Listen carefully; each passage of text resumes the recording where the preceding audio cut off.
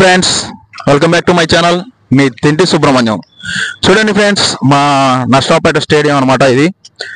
So ఇక్కడ వర్షాలు పడుతూ ఉన్నాయి. మన 3 రోజుల నుండి ఈ వర్షం అంతా నీళ్ళంతా ఇక్కడే అయిపోతుంది. మట్టి అంతా ఇంట్లో ఉంటుంది. ఆచిచూచి జాగ్రత్తగా అడుగులు వేయాలి.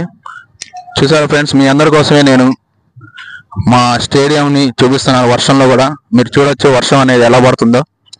వర్షాన్ని చూపి బాబాయ్. సో చూడండి, మీరు వర్షం మీకోసమే ట్రై చేస్తున్నా. వర్షంలో కూడా నేను వీడియోలు చేస్తున్నా.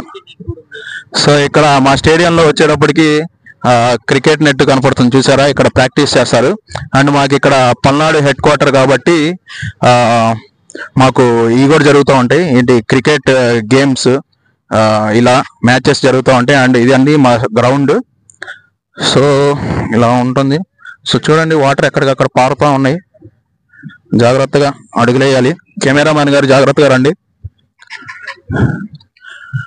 అండ్ ఇప్పుడు అక్కడ బ్లూ రేకులు కనపడుతున్నాయి కదండి. బ్లూ రేకులు, వైట్, అదంతా స్విమ్మింగ్ పూల్ అండి. ఒకప్పుడు మాకు టీడీపీ గవర్నమెంట్ ఉన్నప్పుడు కోడెల శివప్రసాదరావు గారు ఉన్నారండి. అప్పుడు ఆయన కట్టించారు. తర్వాత అది ఎవరు మెయింటైన్ చేయలేదు తర్వాత గవర్నమెంట్ వాళ్ళు. సో ఇక్కడ జిమ్ కూడా ఉంటుంది మనకి. జిమ్ అండ్ ఇక్కడ అందరూ సిట్టింగ్ చేసి కూర్చొని ఇక్కడ కబడ్డీ జరుగుతూ ఉంటుంది.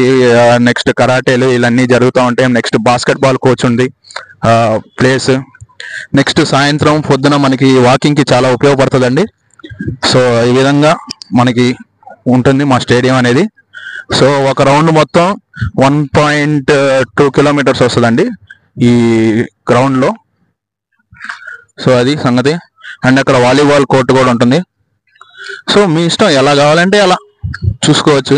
సో ఇక్కడ చూసారు కదా, ఇది జ్యోతి అండి. ఇది ఇక్కడ స్పోర్ట్స్ ఈ జరుగుతూ ఉంటాయి.